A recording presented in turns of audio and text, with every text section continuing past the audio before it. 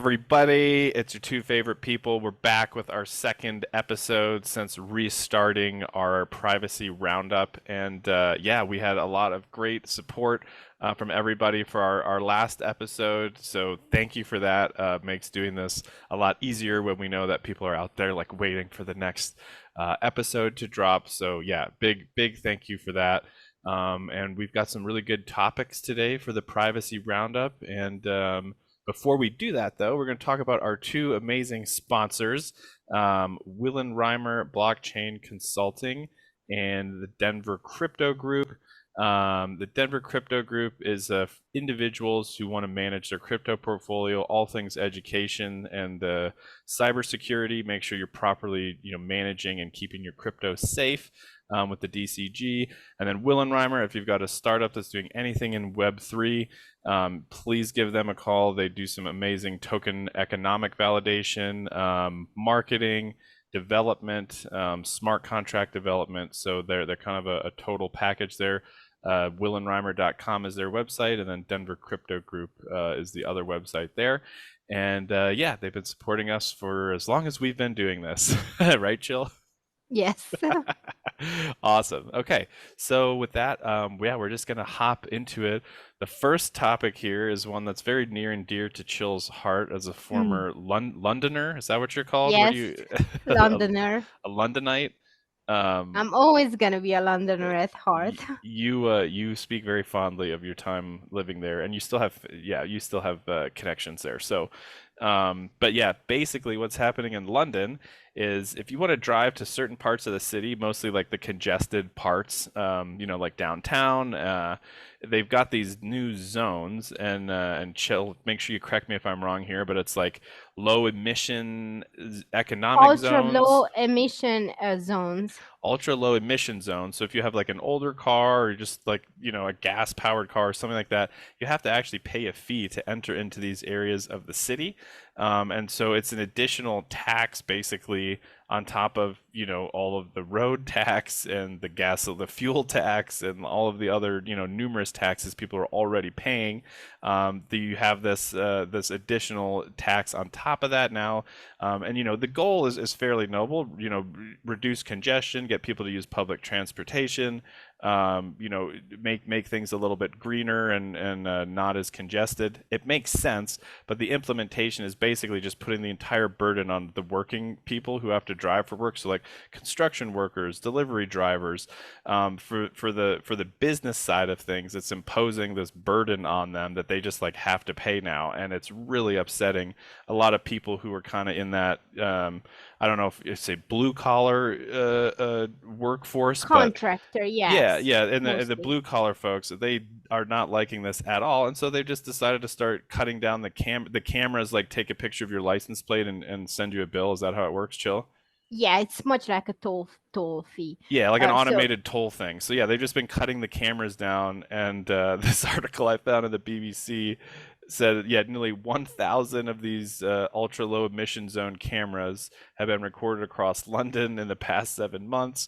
And if you look on Twitter anywhere, I mean, there's videos of people just like hacksawing down these tolls, spray painting over them, frying the yeah, cameras. frying the cameras and just basically getting rid of them so that they can then drive by and not have to pay the toll. So it's it kind of seems like the government has maybe taken this a step too far just based on the reaction of the people, is what it seems like to me. And again, I agree with it, like, hey, public transportation is good, lower, car emissions. I am for that, but don't make it other people's lives miserable to like achieve that goal. Like people got to put food on the table, they got to go to work, and apparently the contractors and the people who are kind of on the not the highest end of the income bracket are being hurt by this the most. And so yeah, this is their response, and I think it's great. Yeah, yeah. So, if you can show the Freedom of Information Act, so the people who are cutting these down, they call blade runners. And my sister actually asked me the other day. She says, "Why are you so obsessed with this? Like, you don't even live here anymore. So why are you so obsessed?" Why do you care? Yeah, and I thought about it, and they recently did a Freedom of Information request to find out the actual data, and it turns out that a staggering 218 million is now owed uh, in unpaid ULEZ fines in Holy, London. Yeah, so that's 70% unpaid. unpaid. 70% of Londoners just received the bill and didn't pay. To me, this Holy is like smokes. mass disobedience. People are putting their foot down, and um, the reason I'm so obsessed with it is because it gives me hope. It shows that when they try to divide people on this matter, and instead they united them and they came together and they put their foot down. And even the 30% who did pay the fines, that's just going to barely cover the damages caused by these blade runners with cutting down all these cameras. And it shows, look, one guy says one driver had received over 200 fines for a single non-compliant vehicle, but hasn't paid a penny yet. And Ooh, he owes 47,000 pounds at this point good for his lord. vehicle. Yeah. And I the I admire well their gumption. I don't know if it's a guy or a girl, but I admire their gumption, but I feel like that might end badly for them. I hope they don't lose their vehicle. Yeah, yeah. I mean, so those who don't know, who don't live in London, so London already has several traffic fees. For example, if you're going to central London, there's a congestion fee that you have to pay. Um, just because there's traffic and they kind of want to discourage traffic, pretty much. So it's similar to ULEZ. Then, if you're dropping someone off at the airport, that's £5 just to literally pass by, drop off someone.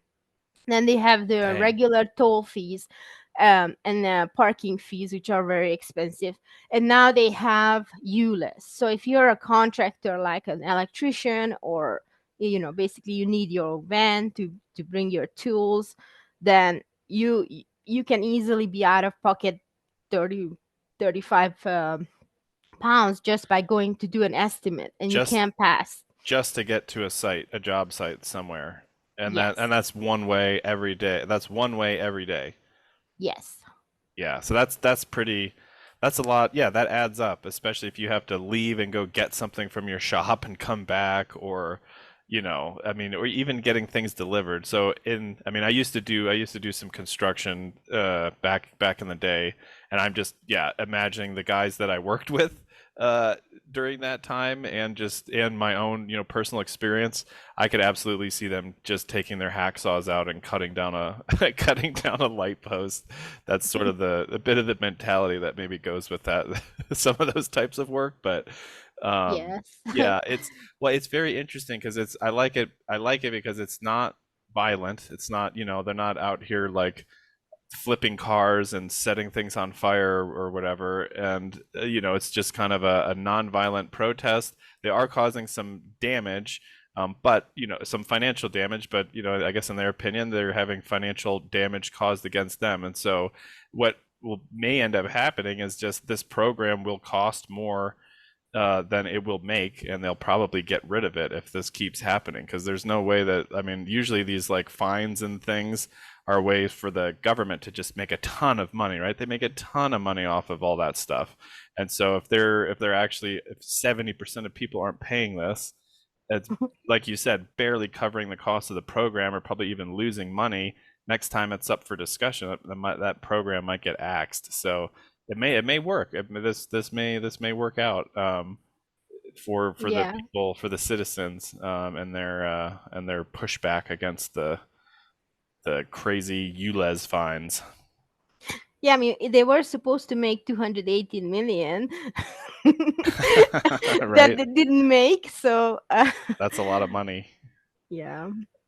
Nice. Well, yeah. Well, so we'll keep an eye on that. That's a pretty interesting one. I know you were very excited to talk about that one, and it is pretty Yes. fascinating. Um, I just never seen something like this. Like, London is the first city in the world where people just collectively went NO. yeah, stood you up. know, and they actually winning. Like, they actually get, destroying the Yeah. surveillance grid. Yeah, well, I think they're doing it in a way that's not, it's not it's not hurting anybody.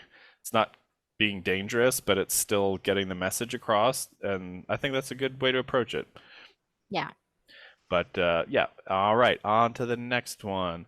Um, so the next one here, Noib. What's this one? I just linked to your. Oh, this is the Meta's AI plans. Yeah, you were okay. So, you want me to give a little bit of context Yes. here?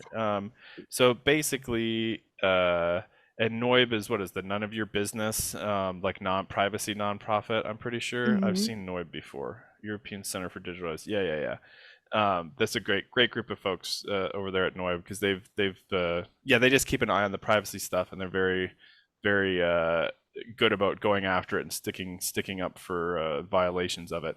But basically, Meta is telling everyone, hey, any of the data in the past and in the future that you give to our platform through our terms of service, we basically own that. We can do whatever we want with it, and your past data, your future data, can all be used to train AI models and whatever we want to do with it. So basically, they're saying we have your data now; it belongs to us, and we're going to do whatever we want in terms of our AI training on it, and you can't really do much about it. Is that sort of the long and short of what they're saying, Chill? Yeah, it sounds like a burning bonfire of trouble. It's they just basically decided that everything you say or do on the platform is their data, and they're going to use it however they wish to use it. Yeah, that's yeah, start training vague new AI technologies on Facebook and Instagram users' posts. And so this article that we linked to is actually about the pushback from Noib in the EU because they have the GDPR. Here in America, we don't really have that, so we kind of just get to have this happen to us. I don't know that there's a whole lot we can do to prevent this other than not using Facebook and preventing it from preventing it for just giving it data because it will take that data. But in the EU, at least, they have until, it looks like, if you live in the EU, you have until June 26th, so like 2 more weeks barely, to opt out of this AI training, or you're automatically opted in, and then yeah, they'll use your photos to train some kind of weird AI that makes photos of someone who looks like you. Maybe, who knows? Yeah, and they're using dark patterns, and those who don't What's know that? dark patterns, basically back in the days it used to be that they sent you like these flyers, and you would not be able to like opt out, or like they had like the small print that you didn't see and they would trick you. um Ah, but this is now digitally, so like you cannot opt out of this. Like when they hide the opt out option, or they make you subscribe and then they start charging you and you can't cancel it, all those things are like basically tricky, um black hat type I see. Kind of designs. a little questionable ethically, a Mm, questionable ethical method of getting users consent, I think would be how I would yes. describe it. Little Perfect. This backhanded, yeah. description. Right, yeah. It's like, the school bully's got your arm twisted behind your back, and he's like, "Hey, can I have your lunch money?" And then, the teacher comes like, "What? I asked him for his lunch money, he gave it to you." He's like, "Well, yeah, you were twisting my arm behind my back." Like, what are you talking about? That's pretty much what's happening here. Yes, that's a very good metaphor for dark patterns. Thanks. So Facebook is doing Facebook things. I don't know if anybody's shocked by that, but at least now you know about it. And if you're in the EU, you can opt out. And I don't know if you're here in America, give us some advice other than don't use. I already don't use Facebook, but uh, if there's anything past that, I'd love to hear about it. Um, all right, the next one here, stop surveillance technology oversight project. Chill, you're gonna have to give us a little context here. I just opened up this link again. Yeah, they had a meeting in New York City about stopping the ban. I mean, banning the scan, because they started to use very aggressively facial recognition technology Ah, across the US as well. And if you I mean, there's so many issues with this. I mean, one, it's real time surveillance of the public. It's definitely going to end up surveilling like protesters and, just Function creep, right? function creep, yes. But besides that, now you see it also, and actually, this is interesting because Illinois passed the biometric um, Data Protection Act. Okay. And so a lot of people now, they sued Target, they sued Walmart, they sued Krispy Kreme, like a bunch of a bunch My of these donuts. because they are just scanning people, customers, and For no good reason. mhm. Well, yeah, I mean it's something that I think oh, this is, and sorry, this is just the link here. If you want to participate in the ban the scan, this is how you can, if you're in the US, this is how you can reach out to your elected officials, and basically tell them like, hey, facial recognition, biometric identification without, just cause.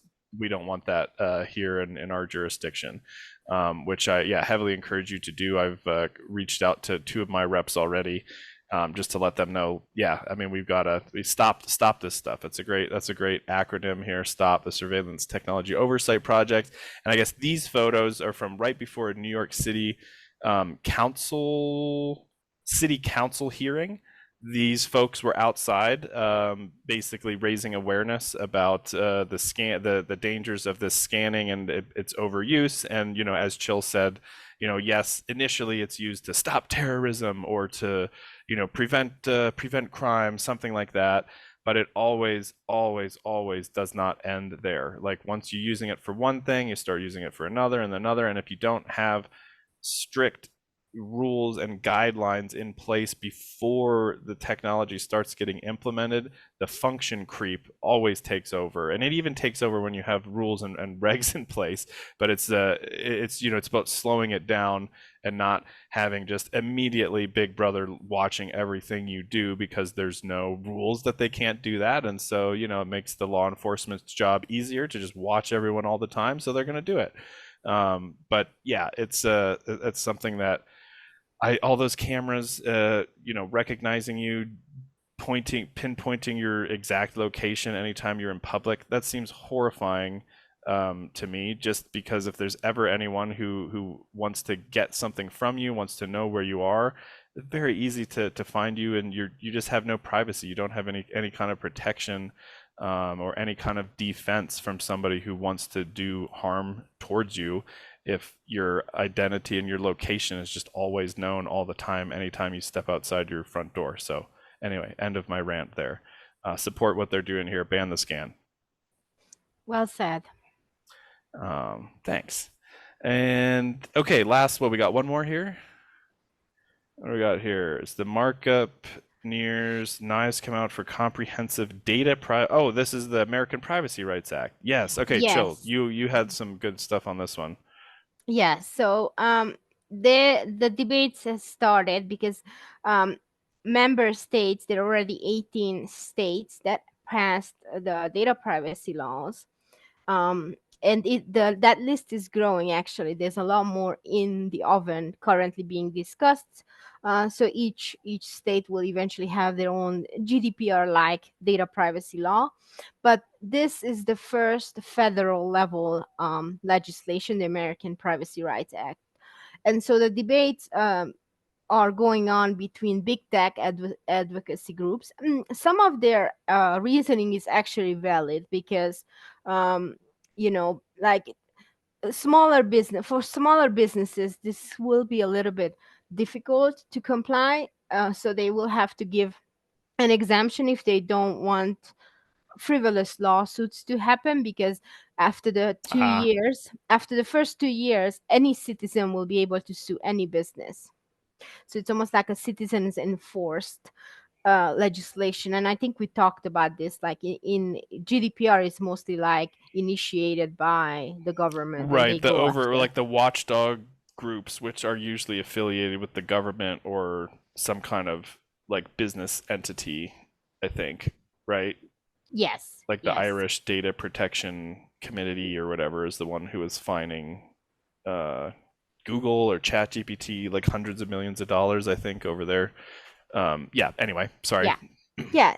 Yeah. So there's 18 states now who have that. And so that the argument is that there's going to be more peace working between states, but obviously privacy advocates are very much pushing for this because Yeah. there would be finally a federal data protection law to protect us, actually, that we can all um, lean on. Because, like you said earlier, like at the moment, we just sort of have to submit to all these surveillance Right. practices. Right. Yeah. I mean, it can be wildly different. Like if you go to a state that's really pro surveillance, you go to the grocery store and you're on camera there in a database for possibly ever. And then, you go to a privacy respecting state and they're not allowed to do any of that. And you could actually sue them if they did that. And it's like I think I think the privacy patchwork argument is a good one, but having a patchwork of privacy laws versus no privacy laws, I would much Mm, rather have the patchwork. But a comprehensive, a uniform national privacy standard, I think that should absolutely be the goal. I feel like that will have more teeth and provide better protections for people if it's a federal law at the federal level. But sometimes, those ones do get a little bit of their teeth taken out. It's because it has to be approved by everybody versus a really a state sponsored one. You might be able to get a bit more of a pro privacy, a stronger privacy protection. So I mean, mm, I don't know that there's any perfect answer to it. I just know that I think I fall under the federal one, but any privacy respecting legal laws are better than none. Absolutely. So I mean, I absolutely commend the work being done here by everybody leading up to this, and yeah, hopefully we can get something like this through, mm. and we'll see the positive benefits of it. Yes, I'm hoping so too. That's what we're crossing our fingers for. All right. So cool. I think that's about it for this week. Next week we're gonna maybe talk a little bit about the new Sidekick Monero hardware wallet solution and Yes. a little bit of MoneroCon maybe, because I know that just wrapped up. So yeah, hit that subscribe button or the notification bell or whatever it is you're supposed to say. Subscribble. The subscribble, all that stuff. Hit those buttons on the thing where you're watching us, and we'll probably see you next time. And until then, stay happy and healthy and private. Bye.